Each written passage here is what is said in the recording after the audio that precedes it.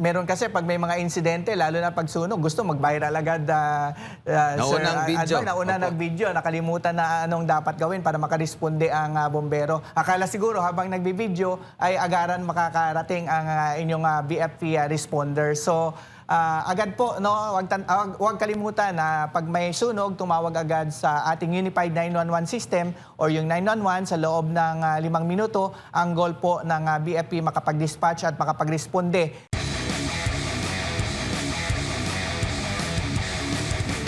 Ngayong buwan, sir, ay ginugunita o inoobserba po natin ang Fire Prevention Month. Ano bang tema natin ngayon? Ano bang mensahe natin para sa ating mga kababayan ngayong taon? Opo, ito po ay muling paalala mula sa Bureau of Fire Protection na sa pag-ingat sa sunog ay nagsisimula sa ating sariling mga tahanan. Kaya ang tema natin sa taong ito, sa pag-iwas sa sunog, hindi ka nag-iisa. Ito po ay isang panawagan, no, sa pagkakaisa, pagtutulungan para mas mapoprotektahan natin ang ating ari-arian at ating mga pamilya. Sa kabila nga po ng mga panawagan, paalala ng Bureau of Fire Protection at iba pang mga kinaukulang ahensya, sir, ano ho bang ang record o datos natin ngayon? Bumababa ho ba, tumataas ang bilang ng mga insidente ng sunog dito sa ating bansa kumpara sa mga nakalipas na taon? Opo, Sir Jade, no, kung babasihan natin ang period comparing sa period ng this year at last year, yung January 1 hanggang March 5 na coverage period, ay bahagyang tumaas po ng 7%. No? Sa last year po ay nakatala tayo ng 2,820 fire incident. However, for this year, same period ay nasa 3,012 na po. No? At yun po ang ating data dito. At kung basihan natin ang yung 3 years pa, no, ay sa 2024 ay nasa 22,000 ang insidente ng sunog. However, naibaba natin to ng 16,000 last year plus, no, at yan po ang momentum na kailangan natin ituloy-tuloy pa, no, para last year kasi naibaba natin ng 28% at yan din ang mithiin natin sa taong ito, lalo pang maibaba ang fire incident nationwide. Opo, ano ho ba yung madalas na sanhi ng sunog na naitatala po ng Bureau of Fire Protection sa ating bansa, sir? Opo, kung basihan natin yung datos ngayon, ang nangunguna po, although magkadikit lang, no, ang nangunguna sa ngayon ay yung open flame na 154 at pangalawa yung electrical causes na dikit lang, nasa 151. At pangatlo yung ember and spark. So sa open flame, ito po yung mga nakasinding kandilang naiwan, naging dahilan ng sunog. Gayun din yung open flame ng kitchen fire, yung habang nagluluto ay iniwan or naiwan habang nagluluto. So nagiging dahilan po ng sunog. At ang electrical causes naman po, ito po yung sa electrical wiring, halimbawa loose connection, arcing, short circuit, o di kaya yung mga electrical appliance natin na nag-overheat, nag-overload, or yung abuse use of electricity, halimbawa ino-overuse natin yung paggamit, halimbawa yung mga octopus connections. So yan po ang dalawang pangunahin. Pangatlo yung ember and sparks. So ember and sparks, halimbawa naman yan yung pag-discard ng cigarette butts, no? So at iba pang mga embers and sparks na nagdulot po ng nasabing sunog. So totaling po ng yun po, no, ng 3,012. Okay? Again, no, sorry, that's only for NCR. Okay. No, sa nationwide po, yung open flame, ganun pa din po, 864 at pangalawa yung electrical causes, 851. So yan po ang totaling. Ember and spark, yung pangatlo, nasa 376. At Sir Jade, no, mabanggit ko na lang din, nabanggit ko yung NCR. Sa NCR naman po ay bumaba ng 22% ang fire incident. However nga, totaling sa nationwide ay bahagyang tumaas compare natin same period. Nasa 7% ang pagtaas po. Opo, bago ko pasok kay Partner Admar, sir, ano ho ba yung particular na mga lugar? Mostly ba mga kabahayan, mga establishmento ba ang madalas ay nasusunugan? Yes po, base dito sa occupancies na involved ay ang karaniwan po na pinakamaraming number of fire incident ay nasa single and two family dwelling. Ito po yung mga kabahayan na umabot sa 1,555. At pangalawa yung tindahan or yung mercantil. At pangatlo yung storage, followed by industrial and business. Pero ang pangunahin talaga yung mga bahay po. Kaya ito po yung aming ginagawang kampanya sa taong ito, yung Obligasyon sa Bayan, Ligtas na Pamayanan. Ito po ay komprehensibong programa na ginagawa ng BFP. Ito po ay hindi lamang ahensya ng BFP, kundi iba't ibang ahensya po ang ating approach dito. Gayon din yung whole of the nation approach kasi kailangan talaga natin yung aktibong partisipasyon ng ating komunidad. Kaya ang Obligasyon sa Bayan, Ligtas na Pamayanan, ito po ay hindi lamang simpleng programa ng BFP. Ito po ay talagang kasunduan natin, no, na walang tahanan o lahat ng tahanan ay ligtas at walang pamilyang maiiwan sa gitna ng anumang sakuna. Colonel, magandang umaga. Buenos dias, no? Balikan ko lang muna, bakit March ino-observe ang Fire Prevention Month? Opo, March po ginugunita natin ang Fire Prevention Month dahil po to sa nalagdaan way back 1966, no?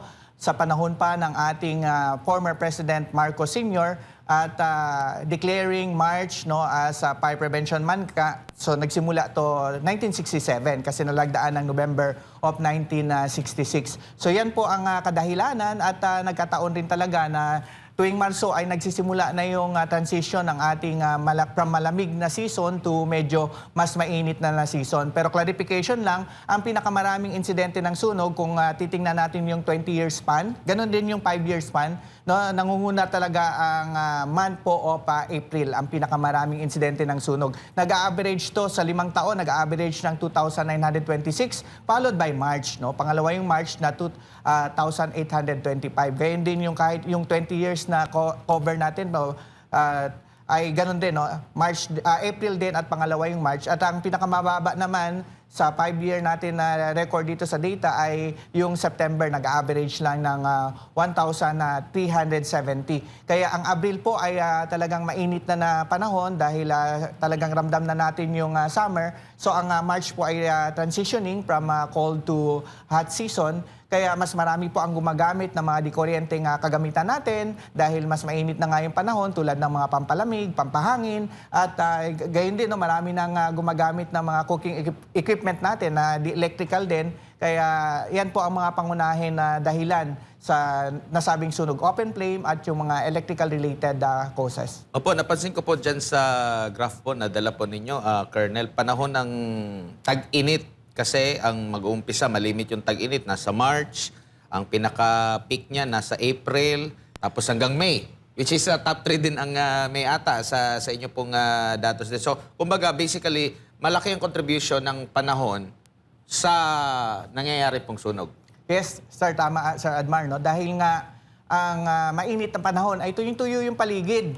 No, at dahil nga sa sobrang tuyo ay konting embers lang, kahit konting apoy lang. Ang apoy kasi pag once from incipient stage, no, to growth stage hanggang fully developed stage ay mas lalo siyang mabilis, no, kumalat dahil nga sobrang tuyo ng paligid. Kaya ang pangunahin nga yung open flame sa ngayon, no, pero mas madalas po ay electrical causes ang pangunahin. Sa ngayon lang almost magkadikit, no, halos 864 sa versus 851. So tama po, yung mga mainit talaga na season. Kaya meron kami mga programa ng mga hanggang sa barangay level, hanggang sa grassroots level natin na nag-house-to-house survey tayo para makipag-ugnayan sa mga bawat tahanan, sa mga barangay, gayon din sa local government unit para mag-house survey tayo at mag-inspect tayo kung kanilang pahintulutan para magbuo rin ng mga community fire auxiliary group para maging resilient po ang ating community at maging handa po, hindi lamang sa sunog, no, sa lahat po ng pwedeng sakuna na pwedeng mangyari sa kanilang lugar. Opo, Colonel,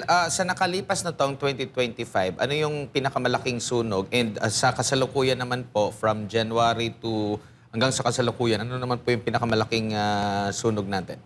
Opo, ang pinakamalaking sunog madalas po dito nangyayari sa NCR talaga, no? Dahil po alam naman natin ay densely populated area ay nasa metro cities at isa na diyan ang Metro Manila, no? Although sabi ko nga kanina, bahagyang o malaki ang binaba ng number of incidents sa NCR ng 22%, pero po sa kung i-consider natin yung laki, no? Alam natin na dito talaga madalas nangyayari yung conflagration sa National Capital Region kasi maliban sa densely populated area, marami pa rin po dito lugar po sa ating NCR na kung saan ay may marami pa ring informal settlers na kung saan pag nagkaroon ng sunog at gawing gitna ay napakabilis pong kumalat. Kaya nakita natin almost mga fire-prone area nangyayari madalas dito sa NCR at yung mga kalapit na region at yung mga may malalaking metro din sa mga region. So pangalawa dito, kung titingnan natin sa datos,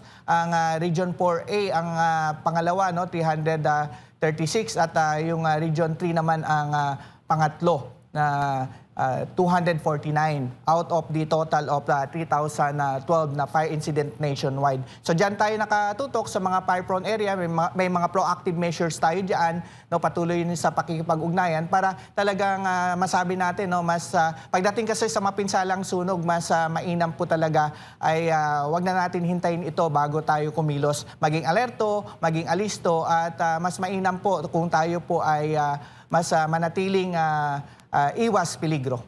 Opo, pero napapansin ko rin po, Colonel, na may mga lugar dito po, lalo na dito sa Metro Manila, kasi densely populated tayo, may mga lugar na paulit-ulit na lang pong nasusunog.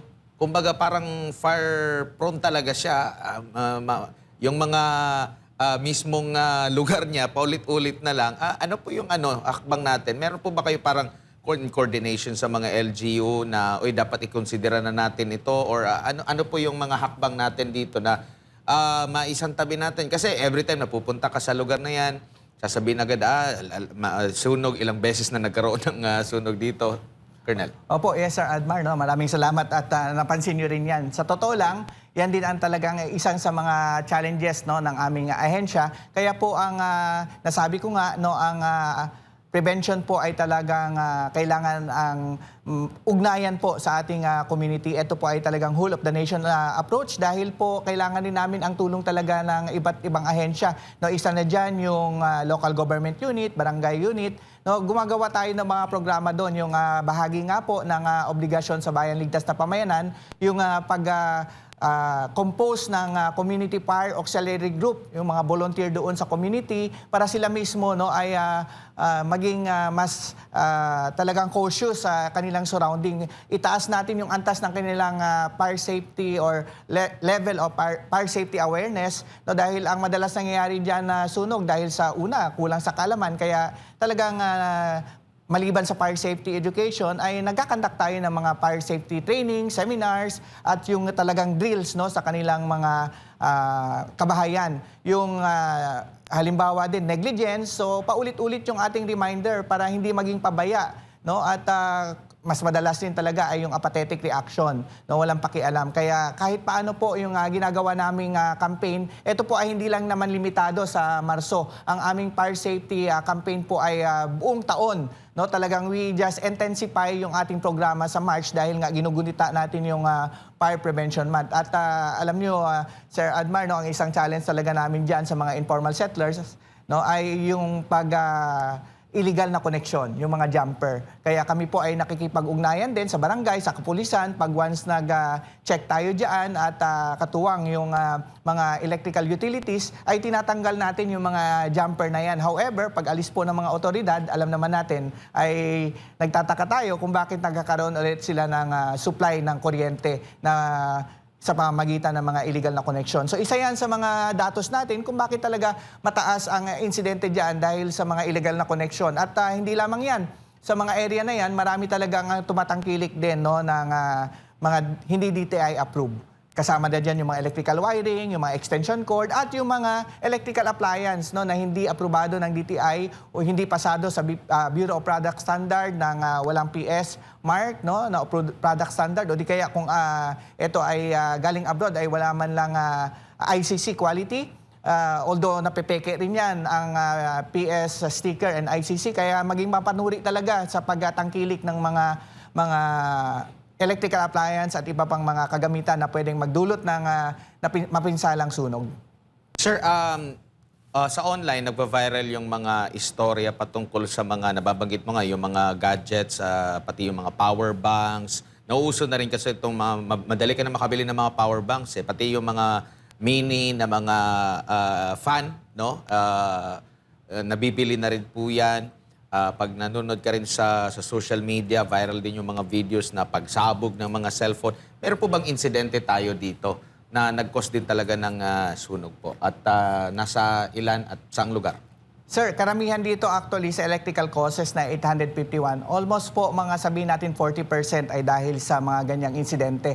No, yung mga substandard na kagamitan, kasama na dyan yung mga wiring at yung mga electrical appliance. Yung mga battery natin na uso na ngayon, yung mga lithium-ion, at hindi pasado nga po sa DTI, hindi aprobado ng DTI, pero nagkalat nagpropagate sa iba't ibang mga bangketa at gayon din sa online. Kaya mas madaling or accessible at affordable. Kaya sa insidente natin, yes, yung mga charge habang charge bigla na lang sumasabog yung mga battery at nagiging dahilan ng sunog kasi hindi na bantayan. At ganun din yung mga charger at iba pang mga gadget na nabibili na hindi aprobado ng DTI ay madalas po nagiging dahilan po ng nasabing sunog na perwisyo. Hindi lamang sa ari-arian, no, kundi sa buhay at gayon din sa kabuhayan. Kaya salo talaga to ang mapinsalang sunog na ito. Kaya yan ang panawagan namin, no, na gumamit ng mga di kalidad at saka yung mga DTI approved. Meron naman mga mura dyan na DTI approved. Opo, nababanggit mo yung hindi lang ari-arian, pati buhay ng mga tao. Nasa ilan po yung mga naitala nating casualty? Unahin lang muna natin noong 2025. Comparison sa mga nakalipas na taon at sa kasalukuyan po na taon po, sir. Bahagyang bumaba o malaki ang binaba, no, ng casualty or fatalities sa compare natin same period ay 33%. Ibig sabihin last year ay for this period ay 83 na, no? Compared sa this year ay nasa 56 lang. Although ang pagdating naman sa mga na-injured ay tumaas ng 28%, no? Last year same period ay nasa 232. However, for this year, covering the period of January 1 to March 6 ay nasa 297. Kaya yan po mas talagang mas importante po ang buhay. Kaya pag responde namin talagang priority natin ang buhay, ano? Pangalawa lamang yung ari-arian. At hindi lamang po sunog ang nirespondehan po ng BFP, no, for the information of everybody. Kami po ay meron ding emergency medical services at sa last nakaraang taon halos sa 10,000 po ang nailigtas natin from the tiyak na kapahamakan dahil sa aming ginagawang emergency medical services. Ibig sabihin may mga emergency medical responders tayo at maraming ambulansya po ang BFP at yung mga patient transfer vehicle. Kaya isa yan sa mandato namin. Maliban dyan yung mga pag-rescue sa mga vehicular incident or accident, gayon din yung mga natural disaster tulad ng lindol at iba pang mga sakuna. At kahit yung mga hazmat po ay kasama yan sa mandato po ng BFP. Opo, dito naman po tayo sa kakayanan ng BFP po sa kasalukuyan kasi marami na rin po tayong mga high-rise building. Dati po kayo dito sa lungsod po ng Makati. Kapitbahay din ng Makati, yung best friend niya na Taguig. Marami din po mga high-rise building po dyan po. Ano yung kakayanan po natin? Or obligado na ba lahat ng mga gusali? Di ba parang meron kayong standard yan, sir, na bilang ng mga manggagawa dyan sa area na obligado sila na magkaroon ng fire, tawag yan? Brigade po. Fire brigade, no? Bawat gusali po. Yes po, ang isa sa mandato po ng Bureau of Fire Protection ay yung pag-enforce po ng Republic Act 9514 and its revised implementing rules and regulation. Kaya po sa lahat ng mga gusali ay talagang we make sure na talagang safe po yan ang mga gusali na yan. No, nag-comply yan sa all the fire safety requirements sa both active fire protection equipment and passive fire protection equipment. Ibig sabihin po ay mayroon yang mga equipment in case of emergency na gagana. Kaya yung mga lifeline yan halimbawa ng mga exit ay kahit may mangyari ng sunog sa lower portion of the said high-rise building ay may mga passive pa rin yan na protection tulad ng hindi siya basta-basta masusunog, kundi may mga fire rating yung gawa ng mga emergency exit. Kaya pwede pa rin pong bumaba yung ating mga mga occupant ng nasabing building. At yan po no, talagang taon-taon ini-inspect natin yan at tinitingnan natin. Bahagi po yan ng mandato ng BFP maliban pa sa fire safety education, no, yung lahat po ng mga establishment that could accommodate no 50 and more ay mandatory na rin po ay magkaroon ng sarili nilang emergency fire brigade. Sila po ang unang responder in case na may mangyaring sunog sa kanilang establishment. No, at may kakayanan sila para mag-assist, para ma-evacuate yung mga occupant at gayon din may kakayanan sila, train sila no for fire suppression din at yan po ang kasama sa mandatory requirement po ng bawat establishment. So masasabi natin lahat ng mga high-rise building po ay may kaalaman, kakayanan at handa po sa anumang sakuna at patuloy po ang ugnayan natin diyan, patuloy po ang pag-enforce natin ng Republic Act 9514 or yung Fire Code of the Philippines sa mga establishment na yan.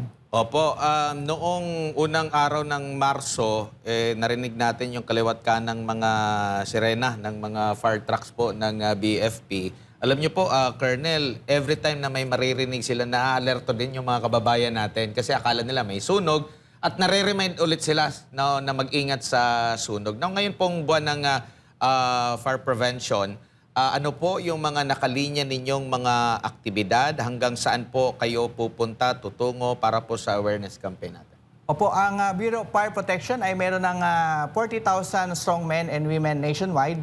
No, at yung March 1 nga para sa hudyat na simula na ng fire prevention campaign, no, ay nagsagawa tayo ng motorcade at iba pang mga programa tulad ng fun run at ibang activities pa nationwide no simultaneously. So ito ay talagang sadyang nag-iingay po ang inyong BFP para magpapaalala na naman muli sa inyo na tag-init na naman at fire prevention na naman at doble pa ang ingat na gagawin natin. So yan po ang ating programa, yung nabanggit ko kaninang obligasyon sa bayan, ligtas na pamayanan or yung OLP. Ito po ay magbabarangay, pupunta sa mga bawat barangay ang ating mga personnel para mag-train, mag-conduct ng mga seminars at yung mga drills, no? At iba pang yung mga programa natin tulad ng kahapon, meron tayong ginawang Fire Square Roadshow sa buong Pilipinas po, yung ating partner na mall, no, yung SM, halos sa lahat po ng Rion, dito sa NCR yung MOA, yung interactive learning naman doon ang matutunan ng mga kabataan or mga estudyante sa Fire Square Roadshow dahil po pinapangunahan lang po yun ng BFP pero marami pong ahensya ang nag-participate doon. Halimbawa ng PBOX para gusto nilang magkaroon ng actual simulation of lindol, no, at iba pang ahensya, AFP, no. So doon natutunan ng mga bata yung mga actual experience paano mag-edit or yung exit drill in the house dahil po meron tayong simulation doon na may usok at gumagapang ang mga bata para matuto sila, no, how to really save themselves in case of emergency, lalo na yung sunog. So agapang kasi mas ligtas pa ang hangin sa lower area. Kaya iba't iba po ang ginawa natin doon, mga interactive learning. Kaya yun po, buong buwan ay marami pa tayong komprehensibong programa at para magpakitang gilas naman po ang BFP no, sa mga kahandaan, kakayanan ng buong kawani ay magkakaroon kami ng National Fire Olympics sa Oroqueta. So doon gaganapin po ang friendly competition sa lahat po ng mga BFP naman per region ang magiging competition doon para ipakita naman kung gaano talaga kahanda, gaano ka-equip at gaano ka really trained and skilled po ang ating mga bumbero. Dahil bahagi po yan ng ating ginagawang modernization, no, yung BFP modernization na RA 11589. So maliban pa dyan yung patuloy na procurement ng mga modernong kagamitan, fire trucks, ambulances, no, kasama na diyan yung infrastruktura, no, yung pagpagawa ng mga bagong stasyon, pag-improve pa ng mga existing station at saka yung mga ating mga command centers at taon-taon na karagdagan ng mga personnel sa aming kawani dahil po kailangan namin ng karagdagan na minimum of 2,000 per year para ma-meet natin yung ratio ng BFP to population ratio na which is 1:2,000. At patuloy yung mga trainings, no, hindi lamang mandatory kundi yung mga specialized training din. Kaya sa pamamagitan ng NFOR or yung National Fire Olympic, doon po makikita kung how trained and equipped po ang yung ating mga bombero in terms of rescue. Kasi po ang BFP really encompasses not only fire suppression, kahit po yung fire prevention, ganun din yung fire safety education, ganun din yung response sa lahat ng klaseng disaster, emergency medical services, at iba't iba pang programa na kasama sa aming mandatos. Opo, bilang panghuli na lang po, Superintendent, paalala nyo na ba dapat tandaan para makaiwas po sa sunog, baka abala yung iba sa pagtitiktok, kaya wala na silang kaalaman sa paano yung, ano yung mga dapat gawin para makaiwas po sa sunog, Colonel. Opo, meron kasi pag may mga insidente, lalo na pag sunog, gusto mag-viral agad.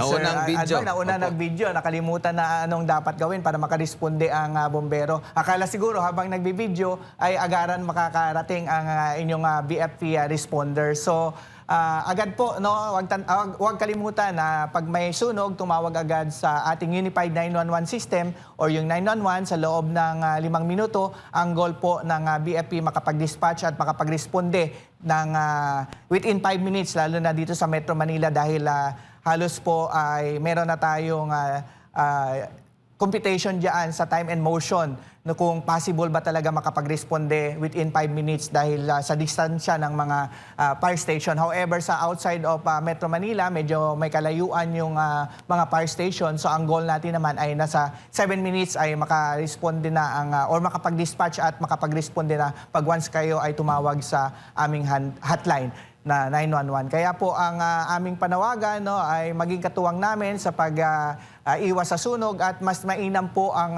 may kahandaan, may kaalaman at may kasanayan para sama-sama tayo sa isang ligtas na Pilipinas. Ang inyong BFP po ay patuloy sa pagseserbisyo para maitiyak po ang bawat isa ay ligtas.